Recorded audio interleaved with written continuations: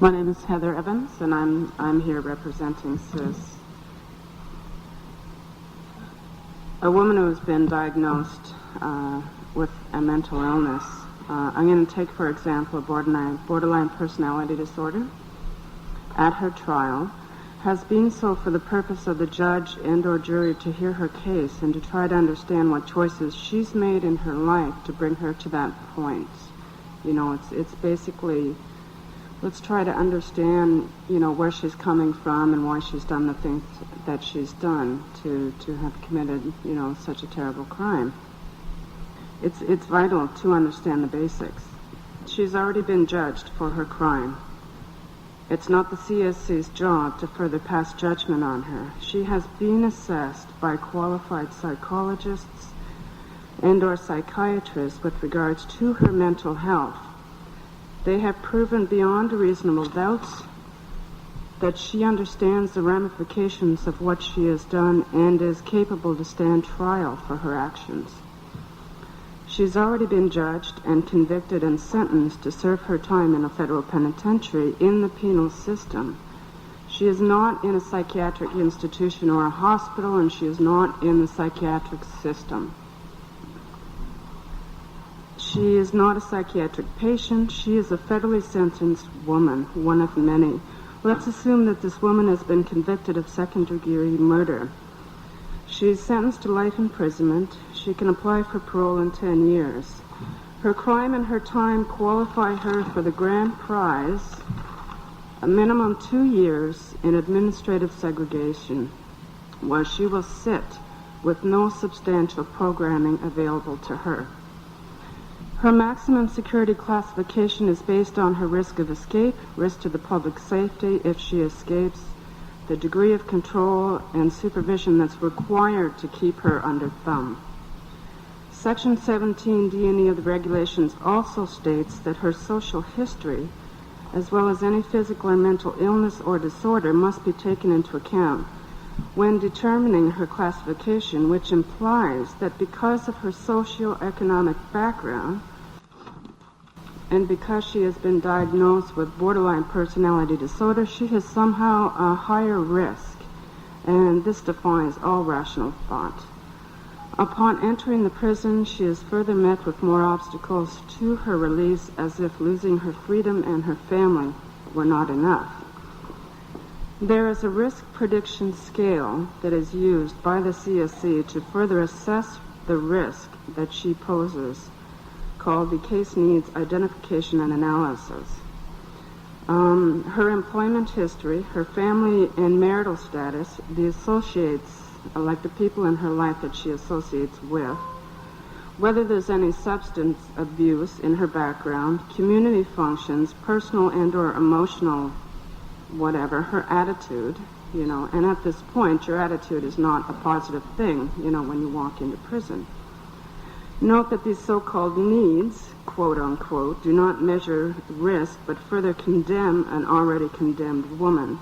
She is being retried and rejudged by the CSC. Another thing is the dynamic factor analysis, also known as the needs analysis. This is also taken into account when she comes into the institution, and it affects her security rating.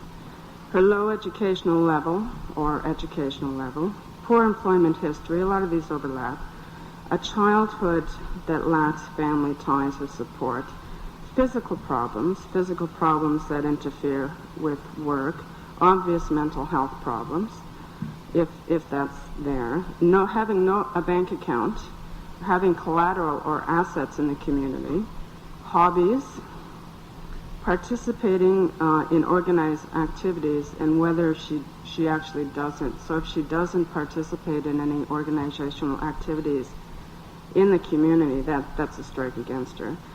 Has been on welfare or disability, any kind of social assistance, lacks a skill, a trade, or a profession, resides in a criminogenic area, not involved in community groups, residence poorly maintained, her ethnicity, her religion, her inappropriate sexual preferences, sexual attitudes, substance abuse, to name a few examples, are used against her. Each category is now assessed by the CSC as having either no need for improvement, or some need for improvement, or a considerable need for improvement. Note that the dynamic factor analysis is strictly subjective. It's nothing more than a biased opinion of a primary worker, also known as a correctional officer, also known as a case management officer, also known as a guard, also known as the wolf in sheep's clothing, making a totally unprofessional, uneducated, unwelcomed, and unnecessary guess as to what they think I need or this woman needs and how they're going to fix me. Also note, with regard to the dynamic factor analysis, that any chance for her as a maximum security woman to receive a lesser security is very limited, if not impossible, because CSC assumes that there are areas in her life that still need to be fixed. Even though she's proven to show that she now poses a low to moderate risk of escape, a low to moderate risk to the public safety if she does escape, and the low to moderate degree of supervision and control within the prison, which allows her that you know, I guess going down a level of security. It's vital to understand that the subjectivity and discriminatory labeling through the dynamic needs analysis do not equate to risk analysis. Because the CSC assumes that she needs considerable improvement in any of the mentioned areas, has absolutely nothing to do with her security classification.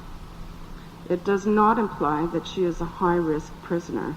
What it does imply that there were little or no social or community supports for her before she came to prison. Tell me that because she's suffered rapes from childhood to adulthood that she is considered a high risk. Help me to understand that because she's not been able to climb out of the welfare hole, that she is somehow in need of fixing. Clarify to me how the CSC has the power to change laws, to totally defy the laws and the rules and the rights that regulate all of us by assuming the right to treat or to diagnose and treat with women with and for mental illnesses because of their backgrounds and choices in their life. Who gave them the authority? Because they are completely unqualified for the job and hasn't worked up to this point. A prison is not a forensic setting. Let's be clear about that. A forensic setting is found in a psychiatric hospital. It is staffed by trained and qualified mental health specialists, not by primary workers or correctional officers or whatever hat they choose to wear at that moment, because they are one and the same. The intensive healing therapy that is and will be enforced on women with medium to minimum security levels is completely flawed, and in my opinion, it's dangerous. Prison is not a healing environment. It is a diseased environment. They've taken what may or may not be a healthy idea and completely twisted it until it's almost unrecognizable. You cannot heal in prison. It is not possible. And that's as far as I'm going.